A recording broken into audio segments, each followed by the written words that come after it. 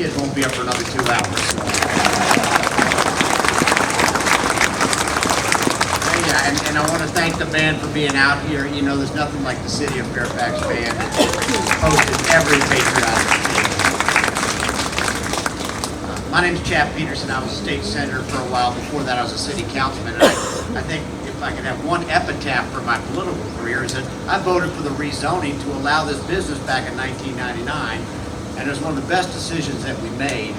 And the mayor at the time was a Vietnam veteran named John Mason, a former Army officer. And I don't know if you're like me, I never trusted officers. I know there's some former officers in the crowd, so God bless you. But we used to tease him relentlessly. But he always stood up for this business. You're not going to believe this, but when we first did this event, there were noise complaints. And believe it or not, some of the neighbors were not appreciative of 10,000 bikes going down what we called Lee Highway at the time. And John Mason stood firm. He said, this is the one day of the year. I ain't gonna listen to the noise complaints. We're gonna allow this parade. So God bless John Mason for allowing this to happen. I was asked to speak about heroes in our community, and I know there's a lot of folks that have come in from out of town, and you may think of Fairfax or Fairfax City as being a suburban community. It really wasn't always that way. The high school that you drove past about 1.5 miles down the road, the old Fairfax High School, the facade of it is still there. It was founded in 1935, and the young men and women that first graduating class was in 1936. A number of them served in the greatest cause of this nation. Please have a seat, by the way. I'm sorry, part of my manners.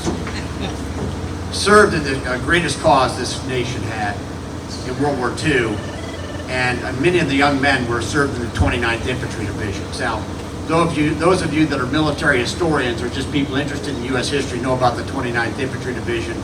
They landed at a little place called Omaha Beach on D-Day. And those boys had come, many of them come from Fairfax High School.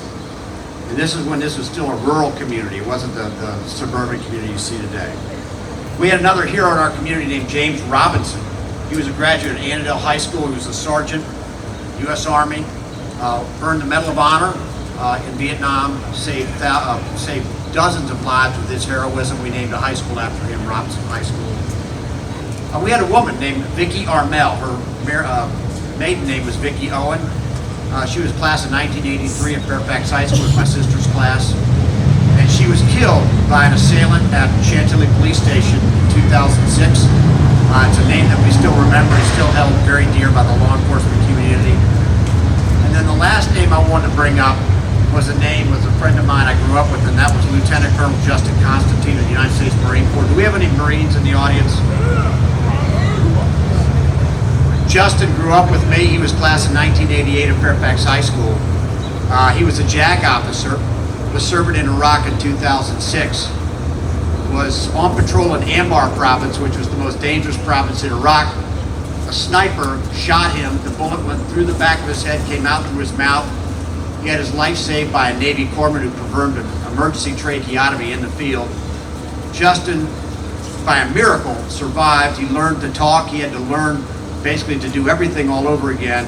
His girlfriend, later became his wife, really helped him put a life together as an inspirational speaker. He continued serving as an attorney and then became a full-time inspirational speaker. I was part of a crowd of Fairfax High School graduates that went to his Purple Heart ceremony at the Marine Corps Museum in Quantico. And then Justin sadly died of prostate cancer. I consider him a casualty of that war, just because it changed his life in such a dramatic way.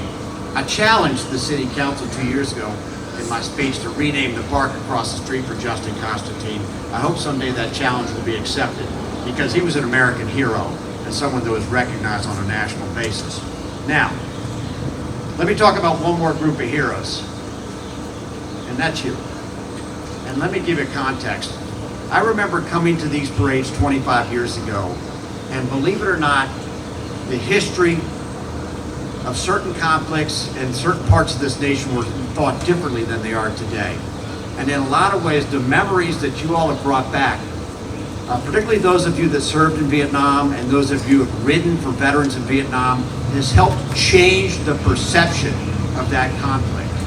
And let me give you specific examples. When I was a young boy, and I grew up in the 70s, being a Vietnam veteran was not given the respect that it was if you had served in World War I or World War II. I know that for a fact.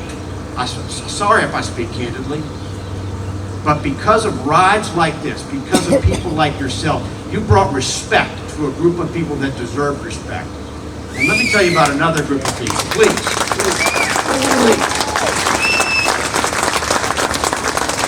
I see a young woman in the front row who's a very good friend of mine. Her family came to this country from Vietnam. They came because they wanted freedom. They wanted freedom. They didn't want communism, they wanted freedom. And when you ride today, you not only ride for fallen heroes, you ride for the people that have come to this country because they chose freedom. Because riding a motorcycle is the ultimate act of freedom. The ultimate act of freedom. Now, I'm sorry we don't have the high school band here today because I always used to use this speech to make a point. I have a captive audience. My own children don't listen to me. But to have a captive audience is a beautiful thing. And I always say, many of y'all will go off to college next year. Let me tell you something you will never learn in a classroom, but you're going to learn it today. The United States is a great country. It has been a force for good in the world. It has been a positive force for good in the world. That's number one. Number two, the people that died in the service of this country did not die in vain. They made a difference. And when you all ride today, you are celebrating, you are paying reverence to those people, and that is the greatest act of Americans you can provide. So I want to thank you for being a hero in our community, because you're a hero and you're in our community today. So I want to finalize by saying thank you again to Patriot Harley-Davidson, all the owners, the staff, the people. They have been so good to this community. They have welcomed people into our community, and to celebrate this great nation. I want to thank you again for being here, and God bless you. Have a great ride today.